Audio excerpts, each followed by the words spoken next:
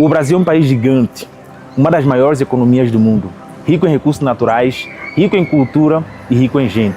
Mas ao mesmo tempo é um país onde tudo parece custar muito, onde o dinheiro nunca parece suficiente e onde a vida exige um esforço constante. Esse vídeo não é uma crítica, muito menos um ataque, é apenas um questionamento. Por que o Brasil é assim? O Brasil arrecada muito, o custo de vida é alto, o poder de compra é baixo e a sensação de aperto financeiro é constante. Mesmo trabalhando, muitas famílias vivem no limite e mesmo se esforçando, às vezes falta o básico. Quando a gente diz que muitas famílias vivem no limite, isso não é figura de linguagem. É o retrato de uma rotina onde o esforço é constante, mas a margem de segurança é mínima. Mesmo com trabalho, planejamento e disciplina, a sensação de instabilidade permanece. Não se trata de ambição exagerada, trata-se de previsibilidade, de conseguir organizar a própria vida sem estar sempre reagindo. E é por isso que essa pergunta surge de uma forma tão natural. Será que não dava para ser diferente? Aqui entra um ponto muito importante. O Brasil tem uma das coisas que precisam ser reconhecidas e reconhecidas com orgulho. O SUS é uma das maiores conquistas do Brasil. O sistema de saúde público, gratuito e universal. Isso é impressionante. Não acontece em todos os países do mundo. É algo que precisa ser reconhecido, valorizado, precisa continuar e ao mesmo tempo precisa melhorar. Segundo a OMS, Organização Mundial de Saúde, o SUS é referência em vacinação e atendimento universal. Você chega num posto de saúde, é atendido, recebe medicamentos, faz exames, vacinas e em alguns casos até cirurgias. Mas nada disso é realmente grátis. Tudo isso existe porque a sociedade paga por isso, está embutido nos impostos. E fica aqui uma pergunta simples: se a gente consegue fazer um sistema desse tamanho funcionar, atendendo milhões de pessoas todos os dias, por que o resto do país não acompanha esse mesmo nível de funcionamento? Infraestrutura, estradas, mobilidade, segurança. A carga tributária existe, mas nem sempre o retorno é visto. Por exemplo, no Brasil, quando compramos um carro, cerca de 35% a 40% do valor é impostos. No preço final estão embutidos impostos como ICMS, IPI, PIS, CONFINS, entre outros. Somados, eles representam mais de 50% do valor do veículo, ou seja, a maior parte do que se paga são impostos. E, mesmo depois de tudo, o custo não para por aí. Depois que você compra o carro, todo ano vem o IPVA. Inclusive, o meu tá para vir já. Chega em fevereiro. IPVA, que é Imposto sobre Propriedade de Veículos Automotores. Na teoria, esse imposto existe para ajudar a financiar a infraestrutura, estradas, mobilidade e serviços públicos. Mas aqui vem outra pergunta-chave. IPVA é calculado sobre o valor total do veículo. E sobre esse valor total já estão os impostos, ou seja, você paga imposto sobre algo que já foi taxado antes. É imposto sobre imposto. Em muitos países a lógica é diferente. Agora, para entender melhor essa lógica, vale olhar como os outros países lidam com impostos sobre veículos. Não para dizer que um lugar é perfeito, mas para comparar modelos. Porque imposto existe em todo lugar do mundo. A diferença está em como ele é cobrado e no peso que ele tem na vida das pessoas. Se a gente olha para um país mais próximo da realidade latino-americana, como o Paraguai, o modelo também é diferente. Não há um imposto anual pesado baseado no valor do carro. O proprietário paga taxas municipais de circulação, geralmente fixas e bem mais baixas. O carro não gera uma cobrança contínua ligada ao quanto ele vale no mercado. Então, quando se compara com outros países, fica claro que o problema não é a existência do imposto, o problema é o modelo.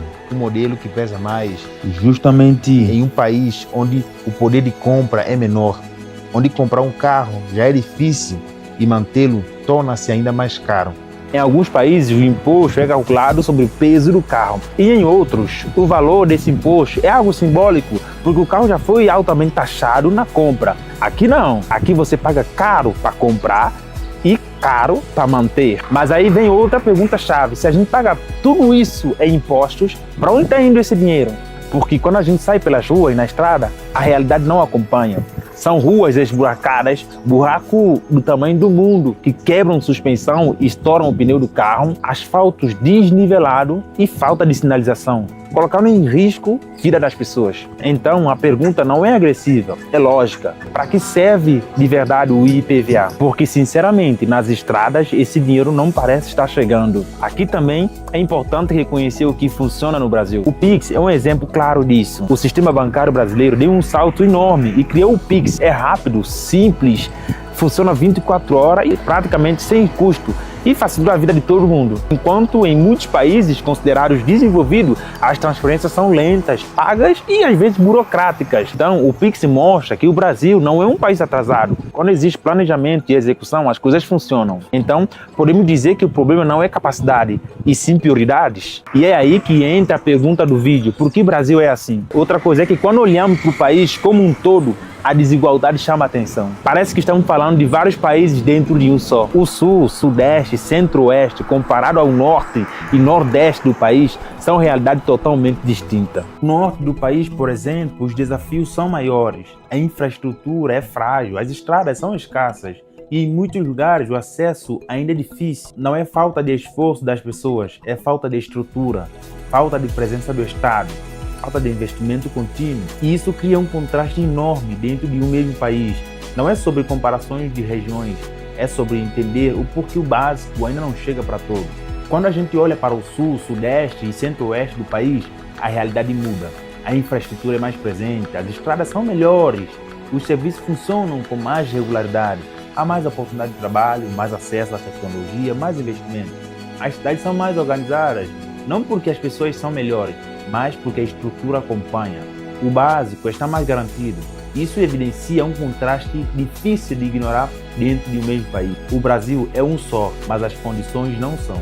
Infraestrutura diferente, oportunidade diferente, qualidade de vida diferente. Claro que cada estado tem sua própria realidade, governador, prefeitos, mas quando a arrecadação é nacional, o resultado é um só. A desigualdade tão grande entre as regiões faz a gente se perguntar: será que não existe também problema de concentração de rendas e distribuição de oportunidades? Essas perguntas não são acusações, são tentativas de entender, porque no final das contas, todo mundo quer a mesma coisa: viver com dignidade, com segurança e com mais tranquilidade.